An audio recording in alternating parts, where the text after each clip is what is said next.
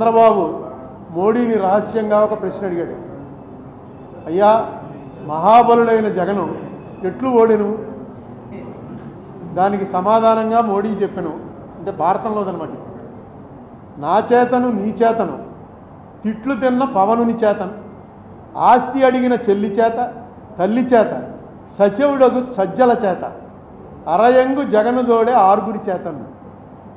ఈ ఆరుగురు కలిపి జగన్ని ఫినిష్ చేశారు. అండ్ అందులో ఎవరెవరు? నేను అంటే మోడీ, చంద్రబాబు, పవను, షర్మిల, విజయలక్ష్మి గారు, సచివుడగు సజ్జల పక్కన ఆయనే అన్ని మాట్లాడాడు. వీళ్ళు ఆరుగురం కలిసింది. ఇదేదో బాగుందని పెట్టుకున్నాను. బాగుంది కదా. కర్ణుడు చచ్చిపోయినప్పుడు శ్లోకానికి కొంచెం మార్పులు చేశాడు అన్నమాట. తెలంగాణలో ఆపేమన్నారు, ఎందుకంటే వాళ్ళకి డబ్బులు ఉన్నాయి. అదే మన విభజన, మనకి విభజనలో జరిగిన అన్యాయం అదే. అక్కడ రావబడి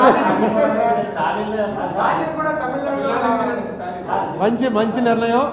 ఈ పుస్తకాలు పేర్లు ఎన్టీఆర్ పేరు తీసి వైఎస్ఆర్ పేరెట్టి, వైఎస్ఆర్ పేరు తీసి ఎన్టీఆర్ పేరెట్టి, వీటి వల్ల ఏమి ఒక్క ఓటు రాదు. ఆ పెయింటింగ్ అది చేసేటువంటి డబ్బులు కూడా వేస్ట్.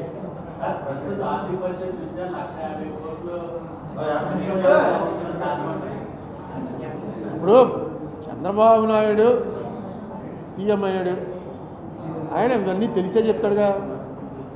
జగన్ అన్నవాడు నవరత్నాలు ఇచ్చాడుగా, అప్పుడు పరిస్థితి బాగోలేదు, ఇచ్చాడు. ఈయన అంతకన్నా ఎక్స్పీరియన్స్డ్.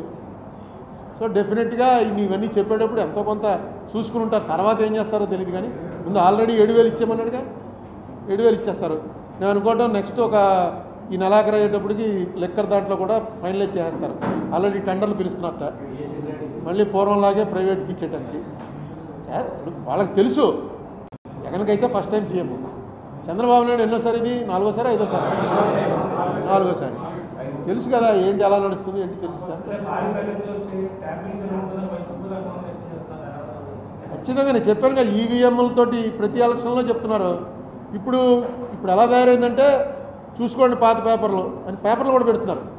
పోలింగ్ అయిపోగానే ఎలక్షన్ కమిషన్ వాళ్ళు ఆ లాస్ట్ ఫేజ్ పోలింగ్ అవగానే దేశవ్యాప్తంగా పోలైన ఓట్లు అని ఒక నెంబర్ ఇచ్చారు. కౌంటింగ్ అయిపోగానే దేశవ్యాప్తంగా కౌంటింగ్ అయింది అని ఒక నెంబర్ ఇచ్చారు. ఈ 2 నెంబర్లకి తేడా ఉంది. ఇది ఎలా అనేది కొంతమంది అంటాడు, లేదండి పోస్టల్ ఓట్లు వాళ్ళు కలపలేదండి. పోస్టల్ ఓట్లు కలపకుండా ఈసీఐ ఎందుకు డిక్లేర్ చేస్తుంది ఎలక్షన్ కమిషను?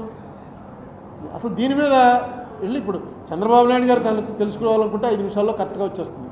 ఎలక్షన్ కమిషన్ వాళ్ళే కరెక్ట్గా పంపుతారు. ఏంటి తేడాలని అడగాలి, ఎందుకు వచ్చే తేడాలని అడగాలి.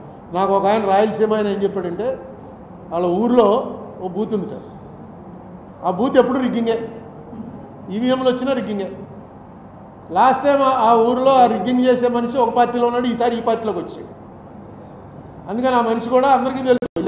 వెళ్ళటం అక్కడ ఏదో 5,000 నొక్కేస్తారు, ఏదో చేస్తారు, మిషన్ వర్స్ పెట్టి నొక్కేస్తారు టక్ అని. 660 ఓట్లు ఒక పార్టీకి, వాళ్ళు కూడా జాగ్రత్తగా చేస్తారు, మళ్ళీ ఎవరికి అనుమానం రాకుండా వన్ సైడ్ నొక్కేసుకోరు. 140 ఓట్లు ఒక పార్టీకి నొక్కున్నారు. నొక్కింది ఆ రకంగా నొక్కారని ఆ 10 మంది ముఖ్యులు ఎవరున్నారు వాళ్ళందరికీ తెలుసు. అది కౌంటింగ్ వచ్చేటప్పటికి వీళ్ళు 140 ఎవరికైతే నొక్కారో వాడికి 240 మెజార్టీ వచ్చింది. ఈ 660 పోయి 240 మెజార్టీ మొత్తం అంటే 1000 ఓట్ల 1,200 ఓట్ల ఒక్కొక్క ఈవీఎంకి. అది చెప్పాడు, ఏదో మోడీ ఉందండి అని ఫోన్ చేసి చెప్పాడు. మేము మా ఊర్లో ఎలాగ ఎప్పుడు వాళ్ళు నొక్కేసుకుంటాం, ఎవడు రాడు పోలింగ్కి, ఇలా నొక్కుతుంటే ఎలా వచ్చేసింది, ఏదో తేడా ఉంది.